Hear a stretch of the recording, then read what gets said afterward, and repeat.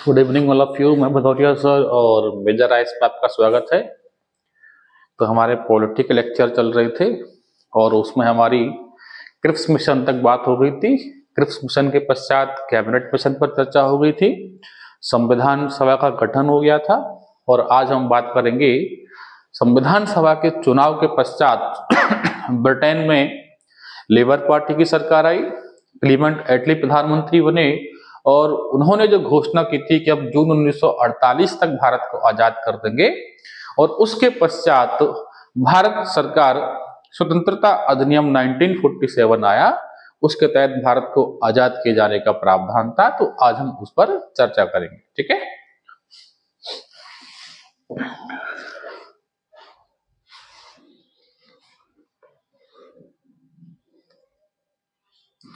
चलिए, तो इन विषयों पर हमारी चर्चा हो चुकी है। लगभग क्रिप्स मिशन भी हमारा हो गया था, क्रिप्स मिशन के पश्चात शिमला समझौता भी हमारा हो गया था और उसके बाद सीधा हम आएंगे माउंट बैटन को लेकर, है ना। यानी कि माउंट बैटन योजना या जो है भारत की आजादी का अधिनियम। अंतरिम सरकार तक हमारी चर्चा हो गई थी कि संविधान सभा के पश्चात जो है अंतरिम सरकार का गठन कैसे हुआ था, यहां तक हमारी चर्चा हो चुकी है। कल भी मैंने आपको बताया था कि संविधान सभा के निर्वाचन के बाद अंतरिम सरकार का गठन हुआ और उसमें किस किस ने भाग लिया और कौन क्या मंत्री बना था। इसके बाद जो अगला था हमारा वो था माउंट बैटन योजना या 3 जून योजना, ठीक है। इसे 3 जून योजना भी कहा जाता है या माउंट बैटन योजना।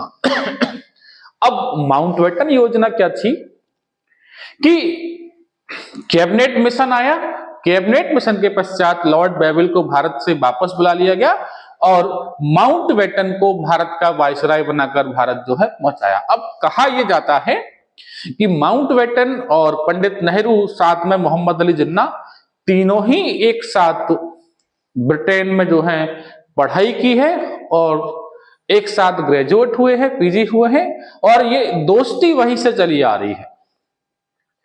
क्योंकि भारत में मोहम्मद अली जिन्ना और पंडित नेहरू में बन रही है, दोनों में अपने अलग अलग जो है वैचारिक मतभेद हैं, अलग देश की मांग चल रही है। तो ऐसे में ब्रिटिश सरकार चाहती थी कि हम किसी प्रकार से इस मामले को सुलझाएं और भारत के अंदर एक राजनीतिक स्थिरता लाएं। अब राजनीतिक स्थिरता की बात कर लो या राजनीतिक अस्थिरता की बात कर लो, क्योंकि माउंट बैटन ही वही व्यक्ति हैं जिसने भारत के अलग अलग 2 हिस्सों के बंटवारे की योजना रख दी। जैसा मैंने पिछले टर्म में बताया था आपको कि 2 नेशन थ्योरी मोहम्मद इकबाल ने दी थी, वो 2 नेशन थ्योरी यहां पर जो क्या हो जाएगी, लागू हो जाएगी। तो एक कारण तो यह भी था कि ब्रिटिश सरकार चाहती थी कि हम भारत का बंटवारा कर दें और उसको 2 राष्ट्र में बांट दें।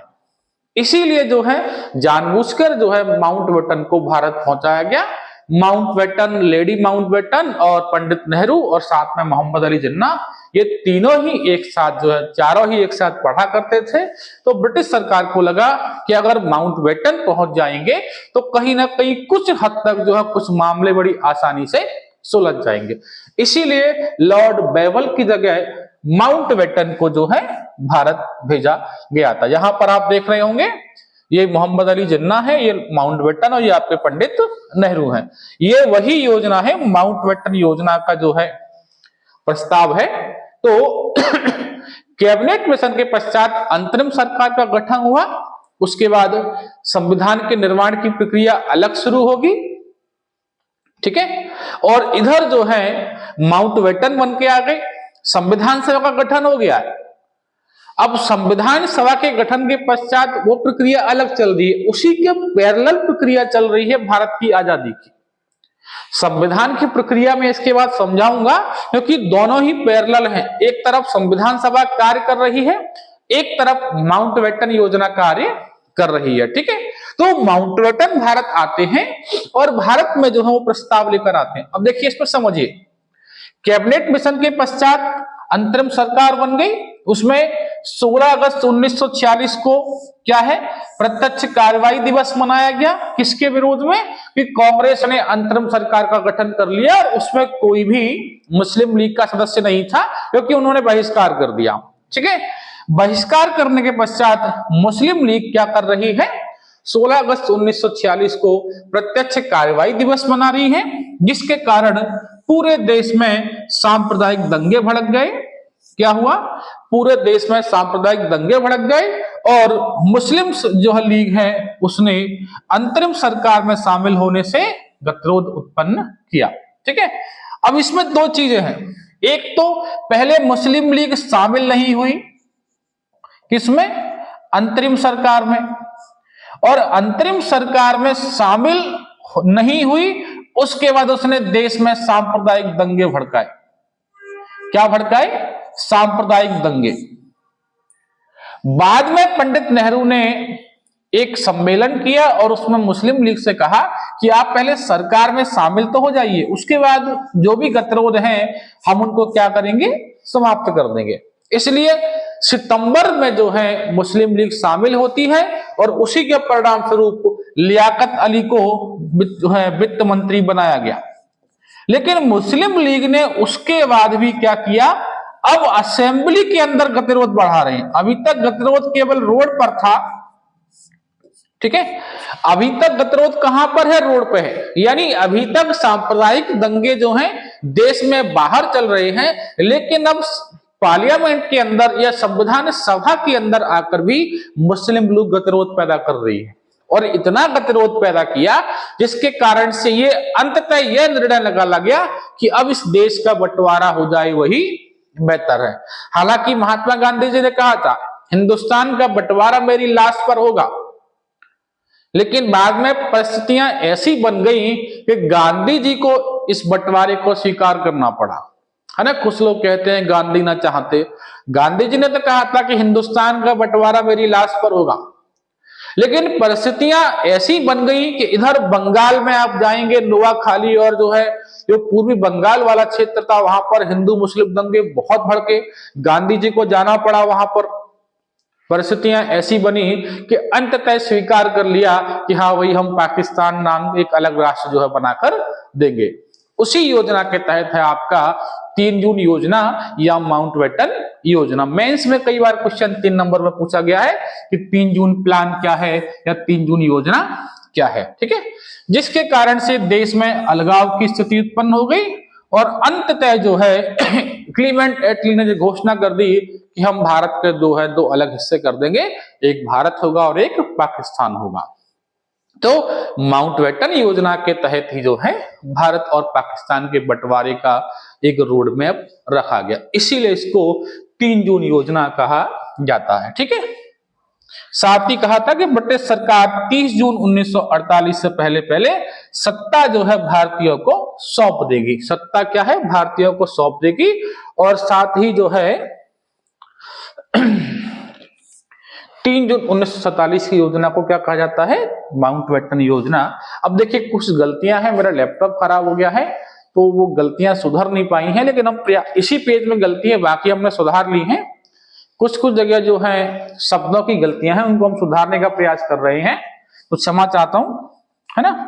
तो ये गलतियां अगली बार से नहीं होंगी। अभी चूंकि लैपटॉप खराब है तो वो चीजें ठीक हो नहीं पा रही हैं। ठीक है, तो ये था आपका 3 जून योजना या माउंटबेटन योजना। मुस्लिम लीग ने बहिष्कार किया, उस बहिष्कार के कारण बहुत दंगे फैलाए गए और दंगों के अंत रिजल्ट निकला कि पाकिस्तान अलग राष्ट्र बनाएंगे। उसी को रोड मैप को कहते हैं 3 जून योजना या माउंटबेटन योजना। ठीक है, इसी योजना के आधार पर प्रस्ताव कहां पहुंचता है? तो ब्रिटेन पहुंचता है, और ब्रिटेन में पहुंचने के बाद अब आप प्रावधान देखेंगे कि माउंटबेटन योजना के प्रावधान क्या हैं। तो भारत को 2 राष्ट्रों भारत और पाकिस्तान में बांटा जाएगा। पंजाब बंगाल के विभाजन को लेकर जनमत संग्रह कराया जाएगा और देशी रियासतों को इच्छा अनुसार भारत या पाकिस्तान में शामिल होने का अधिकार या छूट दी जाएगी। पहला क्या कह रहे हैं? भारत को हम 2 हिस्से में बांटेंगे, भारत और पाकिस्तान। ठीक है, ये दो हिस्से हो गए। इसके बाद क्या कह रहे हैं कि अब देखिए इसमें भी कहा जाता है कि विभाजन जो है सही तरीके से नहीं हुआ। कारण क्या है, पाकिस्तान मांगा किसी और ने था, पाकिस्तान दे किसी और को दिया। पाकिस्तान मांगा भारतीय मुसलमानों ने था। अब इसमें सबसे बड़ी समस्या यह है कि सिंध और बलूचिस्तान और पंजाब, यहां पर मुस्लिम लोग नहीं है, लेकिन बंटवारा यहां का कर दिया। पाकिस्तान मांगा बिहार और उत्तर प्रदेश के मुसलमानों ने था, लेकिन बंटवारे में क्या दे दिया, सिंध, पंजाब और जो है बलूचिस्तान वाला क्षेत्र। इसीलिए कहा जाता है कि बंटवारा जो है न्यायपूर्ण नहीं हुआ। जिन लोगों ने बंटवारा मांगा नहीं, उनके हिस्से को बांट दिया गया। इसीलिए जो है पंजाब और बंगाल को जो है जन्म संग्रह कराया गया था। और इसीलिए जो है तो पहला क्या है, भारत और पाकिस्तान दो राष्ट्र बनेंगे, पंजाब और बंगाल में जन्म संग्रह होगा। देशी रियासतों को छूट दी गई, वो चाहे तो भारत में शामिल हो जाए और चाहे तो पाकिस्तान में शामिल हो जाए। साथ ही भारत और पाकिस्तान को राष्ट्रमंडल से अलग होने की छूट होगी। इसकी स्थापना 1931 में हुई थी। और राष्ट्रमंडल में वो देश हैं जो कभी ना कभी ब्रिटेन के उपनिवेश रहे हो। इसी को कॉमनवेल्थ कहते हैं। इसी के अकॉर्डिंग कॉमनवेल्थ गेम्स की शुरुआत हुई है। जो राष्ट्रमंडल के अंदर शामिल देश हैं वो कॉमनवेल्थ गेम्स में शामिल होते हैं। ठीक है, तो भारत और पाकिस्तान को राष्ट्रमंडल की मेंबरशिप जो है त्यागने की क्या होगी, छूट होगी। ठीक है, माउंटबेटन योजना की पुष्टि के पश्चात 14 जून 1947 को मामला कहां पहुंचता है, ब्रिटेन की पार्लियामेंट में पहुंचता है। ठीक है, कहां पहुंचता है, ब्रिटेन संसद में पहुंचता है 14 जून को, और जिसे 18 जुलाई 1947 को पास कर दिया जाता है। ठीक है, तो माउंटबेटन योजना के तहत यह मामला लंदन पहुंचा और लंदन पहुंचने के बाद इसे क्या किया गया, 14 जून 1947 को ब्रिटेन की पार्लियामेंट में जो है वहां पारित किया गया और 18 जुलाई 1947 को पास हो गया। 14 जून को पहुंचा और 18 जुलाई को जो है वो ठीक है, तो ये प्रावधान थे माउंटबेटन योजना के, जिसको कांग्रेस की तरफ से प्रस्तुत किया गोविंद बल्लभ पंत ने और इसको स्वीकार किया मौलाना अबुल कलाम आजाद ने। ठीक है, इसको स्वीकार किसने किया, मौलाना अबुल कलाम आजाद ने। ठीक है, इसके बाद कांग्रेस और मुस्लिम लीग सहित सभी दलों ने इस योजना को क्या कर दिया, मंजूर कर लिया। और इसी योजना के मंजूर करने के पश्चात हमारा आता है स्वतंत्रता अधिनियम 1947। ठीक है,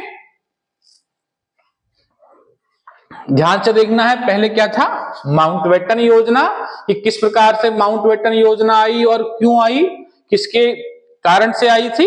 ठीक है, 3 जून 1947 को भारत में प्लान रखा गया। उसके बाद प्रावधान में क्या कहा गया, इस प्रकार का प्रावधान होगा। 14 जून 1947 को कांग्रेस की बैठक हुई जो नई दिल्ली में, जिसमें गोविंद बल्लभ पंत ने क्या किया, भारत विभाजन का प्रस्ताव रखा और उसको पास जो है स्वीकार किसने किया, मौलाना अबुल कलाम आजाद ने। इसके बाद कांग्रेस तथा मुस्लिम लीग सहित सभी दलों ने इसको मंजूर कर दिया।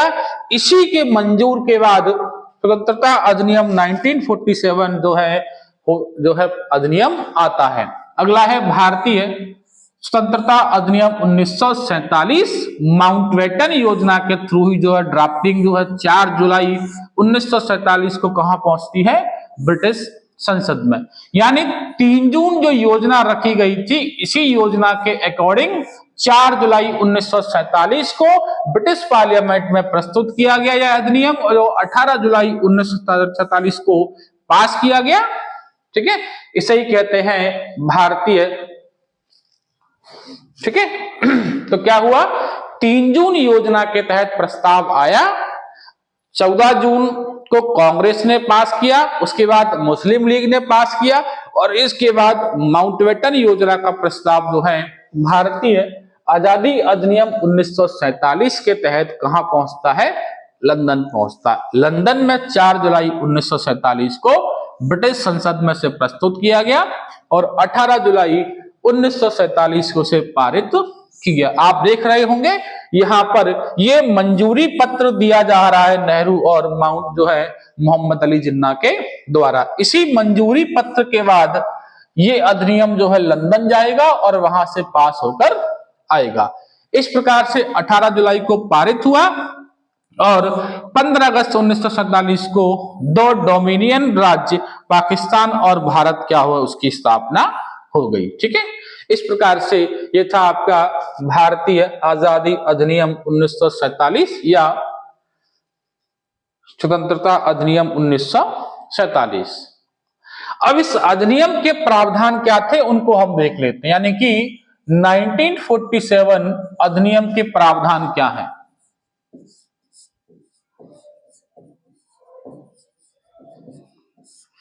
पहला प्रावधान है दो राष्ट्रों के लिए पृथक पृथक गवर्नर जनरल बनाए जाएंगे, यानी कि पाकिस्तान अलग राष्ट्र बन गया, भारत अलग राष्ट्र हो गया।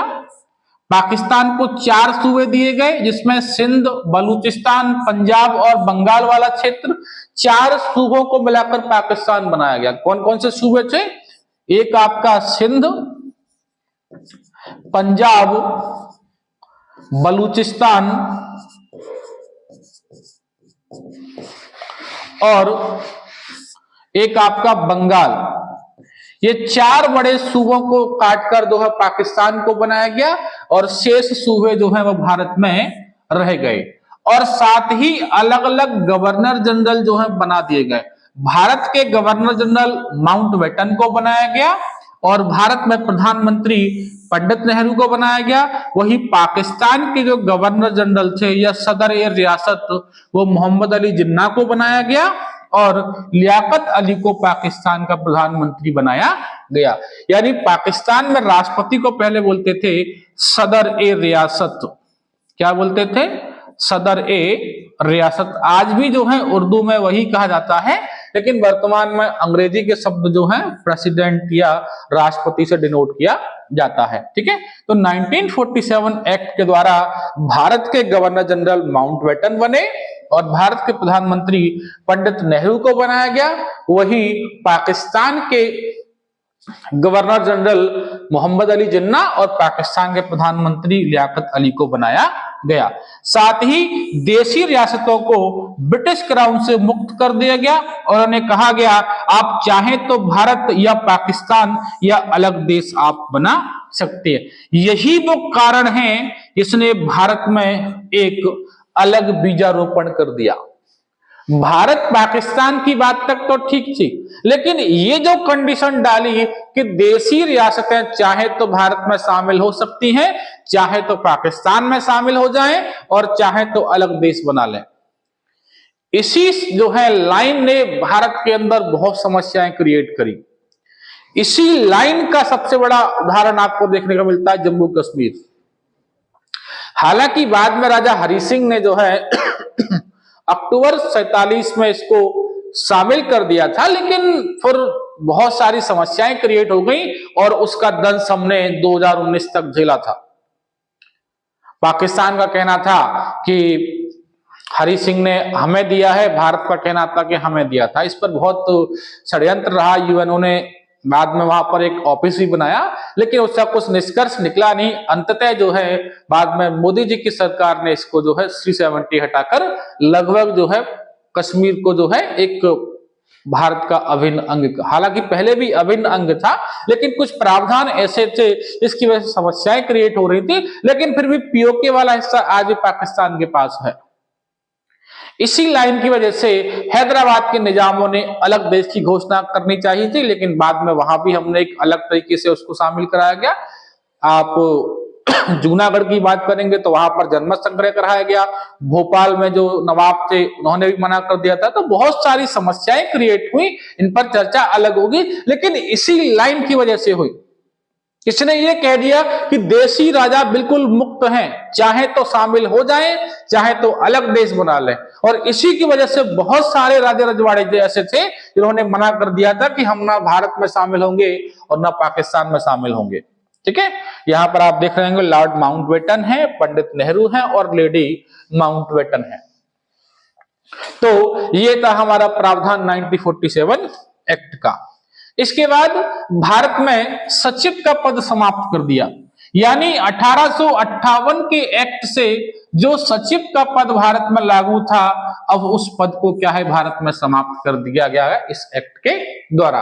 साथ ही भारत और पाकिस्तान में जो सीमा का निर्धारण है उसके लिए एक आयोग बनाया गया जिसके अध्यक्ष बनाए गए सर सिरिल रैडक्लिफ। इसीलिए भारत और पाकिस्तान के मध्य जो लाइन है उसे कहते हैं Radcliffe line. Sir Cyril Radcliffe को बुलाया गया, इनको मैपिंग का अच्छा ज्ञान था, इसलिए कहा गया कि आप भारत और पाकिस्तान के मध्य जो है सीमा रेखा का निर्धारण करेंगे। इसीलिए जो भारत और पाकिस्तान के मध्य जो बाउंड्री है उसको हम क्या कहते हैं, रैडक्लिफ लाइन। ठीक है, इसी आयोग की रिपोर्ट के आधार पर जो है भारत और पाकिस्तान के मध्य सीमा का निर्धारण किया गया। ठीक है, यहां तक बात ठीक है। इसके बाद अधिनियम पास होकर आया। 14 अगस्त 1947 को रात्रि में पाकिस्तान को आजाद किया गया और 15 अगस्त जो है उसी रात्रि में 12 बजे के बाद भारत आजाद किया गया। इसीलिए इस डेट में आपको अलग दिखेगा 14 और 15 अगस्त, यानी पहले पाकिस्तान को जो है घोषित कर दिया गया, उसके बाद थोड़ी देर के बाद जब 12 बज गए तो जो है भारत को आजाद कर दिया गया। इसीलिए पाकिस्तान की आजादी का दिवस 14 अगस्त है और भारत की आजादी का दिवस जो है 15 अगस्त है। ठीक है, 26 जनवरी 1950 तक भारत एक उपनिवेशिक राज्य के रूप में रहा था। क्योंकि भारत का संविधान लागू नहीं हुआ था, इसलिए 26 जनवरी 1950 तक हम ब्रिटेन के उपनिवेशिक के रूप में रहे और जैसे ही हमने 26 जनवरी 1950 को संविधान लागू कर दिया, वैसे ही हमने राष्ट्रमंडल से अपनी मेंबरशिप को त्याग दिया और हम पूर्ण रूप से जो है स्वतंत्र हो गए और उसके बाद हमारी फॉरेन पॉलिसी जो हमारी खुद की फॉरेन पॉलिसी हो गई। ये पूरी कहानी थी भारत की आजादी की। ठीक है, माउंटबेटन योजना के तहत प्रस्ताव लाया गया कि हम किस प्रकार से अलग करेंगे। उसके बाद भारत की आजादी का अधिनियम 1947 आया, उसके तहत प्रावधान किए गए कि किस प्रकार से बंटवारा होगा और इसी अधिनियम के तहत जो है भारत को आजाद कर दिया गया 15 अगस्त 1947 को। ठीक है, ये वही चीज है संविधान सभा के पैरेलल चल रही है। अब हम वापस से आ जाएंगे संविधान सभा पर, जहां हमने संविधान सभा को छोड़ा था। तो हमने अंतरिम सरकार पर संविधान सभा को कहां है छोड़ दिया था। ठीक है, अंतरिम सरकार पर हमने संविधान सभा को छोड़ा था कि अंतरिम सरकार का गठन हो गया था। एक तरफ अंतरिम सरकार भारत की आजादी के लिए प्रावधान करा रही है और एक तरफ वही अंतरिम सरकार संविधान सभा के रूप में संविधान के निर्माण का कार्य कर रही है। तो यहां पर हम देखेंगे अंतरिम सरकार और उसका काम क्या है, संविधान के निर्माण का। ठीक है, यहां पर जो आप लोगो देख रहे होंगे ये संविधान सभा का जो है क्या है लोगो है, कॉन्स्टिट्यूशन असेंबली ऑफ इंडिया। इसमें आप स्पष्ट देख रहे होंगे ये वाला हिस्सा जो पाकिस्तान वाला हिस्सा इसको भी दर्शाया गया है। ठीक है, इस प्रकार से ये बांग्लादेश वाला हिस्सा भी दर्शाया गया। ये 1947 यानी कि 14 अगस्त 1947 से पहले का पूरा आपको भारत देखने को मिलेगा, जिसे हम अखंड भारत कहते हैं। हालांकि अखंड भारत की डेफिनेशन इससे भी कहीं और बड़ी है। अखंड भारत की बात करेंगे तो अगर हम मौर्य साम्राज्य से लेकर चले तो अखंड भारत फिर बहुत बड़ा हो जाता है और एक्चुअल में अखंड भारत वही था। इसमें अफगानिस्तान की बात भी आती है, म्यांमार की बात भी आती है, बांग्लादेश की बात भी आती है, पाकिस्तान की बात भी आती है, भारतीय उपमहाद्वीप, यानी कि पूरा अखंड भारत था। लेकिन ये स्थिति कब की है, 1947 14 अगस्त से पहले की, जिसमें आपको पाकिस्तान वाला ये हिस्सा और इधर बांग्लादेश वाला हिस्सा पूरा आपको एक देखने को मिलेगा। ठीक है, तो अब हम बात करेंगे भारत के संविधान सभा के बारे में, किस प्रकार से संविधान सभा ने काम करना चालू किया था। ठीक है, पहले इसको देख लीजिए फिर इसमें स्टार्ट करते हैं।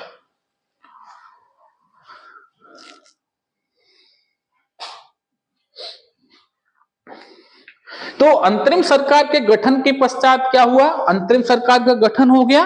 इसके बाद अब अंतरिम सरकार के गठन होने के पश्चात संविधान सभा कैसे काम करेगी, उसका अध्यक्ष कौन होगा, उसका उपाध्यक्ष कौन होगा, उसका सलाहकार होगा, इनके गठन की बात आई तो पहली बैठक कब हो रही है संविधान सभा की?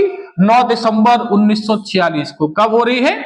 9 दिसंबर 1946 को जो है काउंसिल चेंबर्स में जो है वर्तमान में से कॉन्स्टिट्यूशनल असेंबली कहा जाता है, वहां पर जो है इसकी बैठक हुई। कॉन्स्टिट्यूशन हॉल कहा जाता है, वहां पर बैठक हो रही 9 दिसंबर 1946 को। इस दिन अध्यक्ष का चुनाव होना था, तो अस्थायी रूप से अध्यक्ष चुना गया और अस्थायी रूप से अध्यक्ष चुने गए आपके डॉक्टर सच्चिदानंद सिन्हा। ठीक है, तो 9 दिसंबर 1946 को बैठक हुई। इसमें संविधान सभा का अस्थायी अध्यक्ष चुना गया। कौन सा?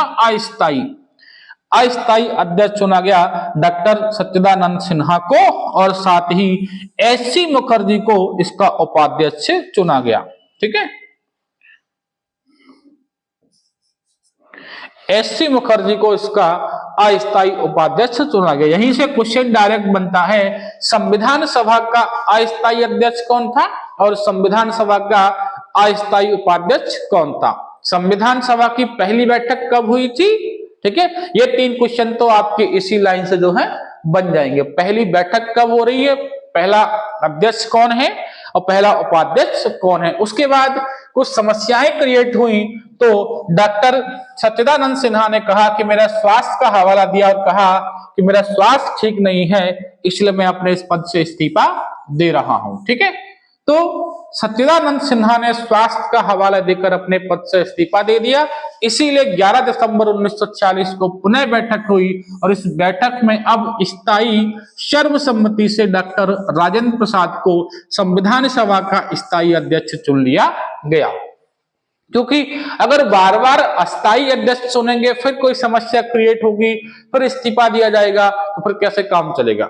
इसीलिए हमने 11 दिसंबर को ही जो है फिर से बैठक बुलाई संविधान सभा की, और अब स्थायी रूप से अध्यक्ष चुन लिया गया डॉक्टर राजेंद्र प्रसाद को। साथ ही BN राव को संवैधानिक सलाहकार चुना गया। कई बार क्वेश्चन पूछा गया है संवैधानिक सलाहकार किसे चुना गया, तो BN राव को संवैधानिक सलाहकार चुना गया। ये आप देख रहे होंगे, ये हमारा संविधान सभा हॉल है या संविधान हॉल है, यहीं पर बैठक हुई थी, से कॉन्स्टिट्यूशन हॉल कहा जाता है। ठीक है, पहली बैठक भी यहीं पर हुई 9 दिसंबर को, और 11 दिसंबर की बैठक भी आप देख रहे होंगे। इस प्रकार से ये सारी सीटें हैं, और ये जो है वर्तमान का अगर आप संसद देखेंगे तो इस प्रकार से अधिकारी बैठते हैं, और इस जगह पर जो है संविधान सभा के अध्यक्ष की सीट होती है। ये आप देखने को देख रहे होंगे, ये संविधान सभा के क्या है, सदस्य हैं। यहीं पर बैठ के चर्चा होती थी और किसी जो है समस्या का हल निकाला जाता था। ठीक है, 3 क्वेश्चन वो, 2 क्वेश्चन ये, स्थायी अध्यक्ष कौन है और संवैधानिक सलाहकार कौन है। इसके बाद बात आती है उद्देशिका प्रस्ताव की। क्या बात है? उद्देशिका प्रस्ताव या प्रस्तावना, इसी को वर्तमान में प्रस्तावना भी कहते हैं या उद्देश्य प्रस्ताव भी कहते हैं। अब उद्देशिका प्रस्ताव का मतलब यह है कि आप संविधान निर्माण करने जा रहे हो, संविधान के उद्देश्य क्या क्या है। जब तक हमारे पास उद्देश्य नहीं होगा तब तक हम किसी काम को कैसे करेंगे। बात समझिए, हम किसी काम की तैयारी करते हैं, हम किसी काम को करते हैं तो उसके पीछे कुछ कारण होते हैं, कुछ उद्देश्य होते हैं। हम तैयारी कर रहे हैं, हमारा उद्देश्य क्या है, नौकरी लेना। तो कहीं ना कहीं किसी समस्या के सुलझाने के लिए कुछ प्रावधान किए जाते हैं, उससे कुछ उद्देश्य होते हैं, कुछ कारण होते हैं। इसी प्रकार से संविधान निर्माण कर रहे हैं, क्यों कर रहे हैं और क्या क्या उद्देश्य हैं, किन किन प्रावधानों को लेना है, इनको उद्देश्य का प्रस्ताव के अंदर रखा गया। इसीलिए बाद में इसको प्रस्तावना भी कहा गया, और यही हमारी प्रियम्बल है, और यही बाद में संविधान की इसको आत्मा भी कहा गया।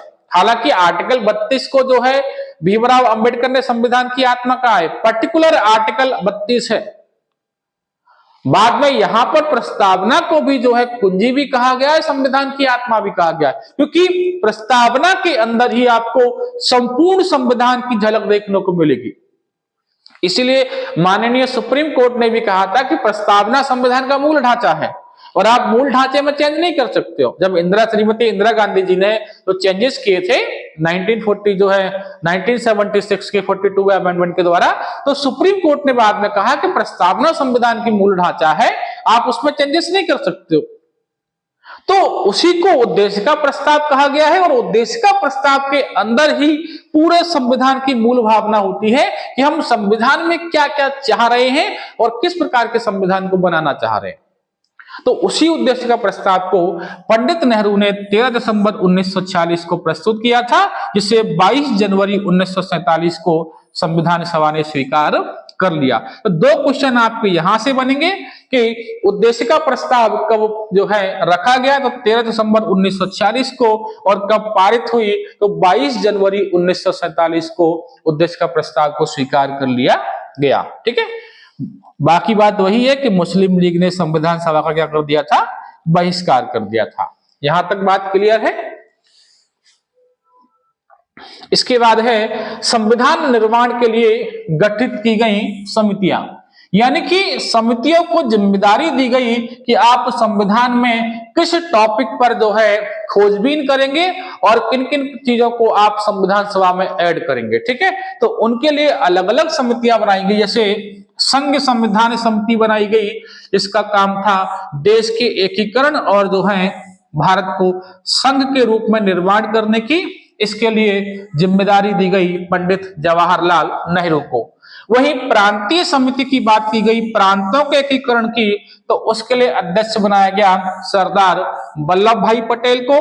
वहीं मूल अधिकार की बात करें, उसका भी अध्यक्ष सरदार वल्लभ भाई पटेल को जो है बनाया गया, क्योंकि सरदार वल्लभ भाई पटेल ने ही पहली बार मौलिक अधिकार की बात कही थी।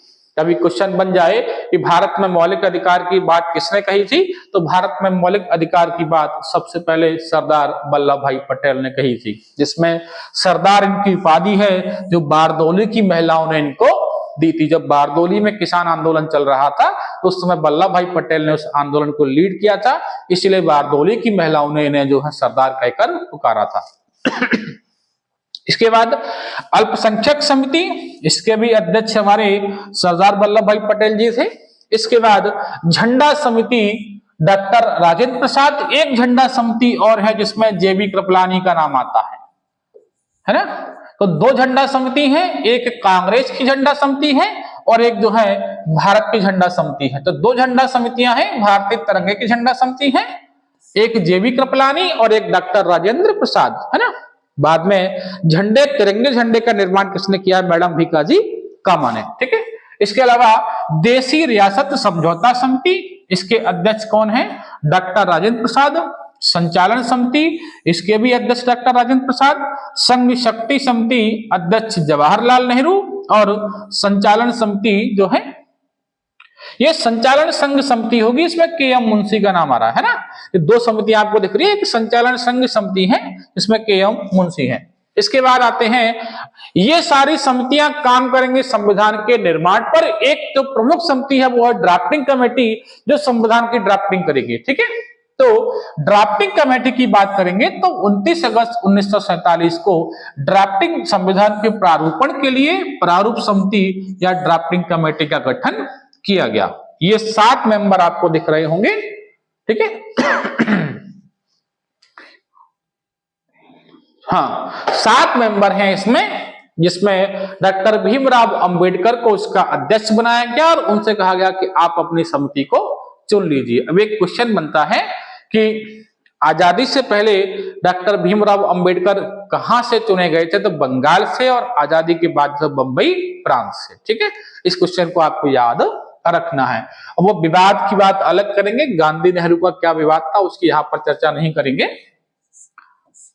ठीक है, कुछ इतिहासकार कहते हैं कि गांधी और नेहरू में विवाद था, इसलिए स्वयं नेहरू ने जो है भीमराव अंबेडकर के विरुद्ध जाकर प्रचार प्रसार जो है उनको हराने के लिए किया था, और वो चुनाव हारे भी थे, लेकिन बाद में फिर आवश्यकता उन्हीं की पड़ी, इसलिए उनको फिर वापस लाया गया। ठीक है, तो प्रारूप समिति 29 अगस्त 1947 को संविधान के प्रारूपण के लिए प्रारूप समिति या ड्राफ्टिंग कमेटी का गठन किया गया। इसके अध्यक्ष डॉक्टर भीमराव अंबेडकर थे और सदस्यों में पहला सदस्य है अल्लादी कृष्णा स्वामी अय्यर, अगले हैं डॉक्टर के M Munshi N Gopal Swami Iyengar, Syed Mohammad Saadulla, B L मित्र जो है एन माधवराव की जगह, और कृष्णामचारी डीपी खैतान की मृत्यु पर। यानी ये 7 सदस्यों की कमेटी बनाई गई जिसका काम था संविधान को ड्राफ्ट करना। बाकी की कमेटियां अपने अपने सब्जेक्ट पर काम कर रही थी। उनकी रिपोर्ट के बाद जो है ड्राफ्टिंग कमेटी का काम था इन सभी रिपोर्ट्स को एक साथ लेकर उनको ड्राफ्ट करना, उनका प्रारूपण तैयार करना, और बाद में पूरा संविधान बनने के बाद यानी कि उसकी ड्राफ्टिंग से पहले उन पर वाचन होता था और वाचन के पश्चात उनकी ड्राफ्टिंग और उसके बाद फाइनलाइज होता था। 2 वर्ष 11 माह और 18 दिन के पश्चात लगभग 63 लाख रुपए खर्च किया गया और लगभग हमने 60 देशों के संविधान को पढ़ा, जिसको चर्चा हम अगले लेक्चर में करेंगे। 60 देशों के संविधान को पढ़ने के पश्चात हमने क्या किया, हमारे देश के संविधान का निर्माण किया। 26 नवंबर 1949 को 2 वर्ष 11 माह और 18 दिन के पश्चात हमारा संविधान बनकर तैयार हुआ। कुछ प्रावधान हमने उसी दिन लागू कर दिए थे और बाकी के प्रावधान हमने जो स्वाधीनता दिवस मनाया था उसकी ही याद में 26 जनवरी 1950 को लागू किए थे। ठीक है, तो आज हमारा लेक्चर यहीं तक रहेगा प्रारूपण समिति पर। इसके बाद अगले लेक्चर में हम पढ़ेंगे संविधान के निर्माण की प्रक्रिया, संविधान का वाचन, उसके बाद किस प्रकार से 26 नवंबर 1949 को क्या क्या प्रावधान लागू हुए और 26 जनवरी 1950 को क्या क्या प्रावधान लागू हुए। ठीक है, उसके बाद फिर अगले लेक्चर में हम पढ़ेंगे जिन राज्यों ने भारत में शामिल होने से मना कर दिया था उनके बारे में और किस प्रकार से उनका एकीकरण हुआ। ठीक है, अगर आपको स्क्रीनशॉट लेने हो तो मैं एक बार कर देता हूं। ठीक है, अगर आपको हमारा वीडियोस अच्छे लगते हैं तो आप हमारे चैनल को जरूर सब्सक्राइब करें और लाइक भी करें और साथ में बेल आइकन का बटन दबाएं।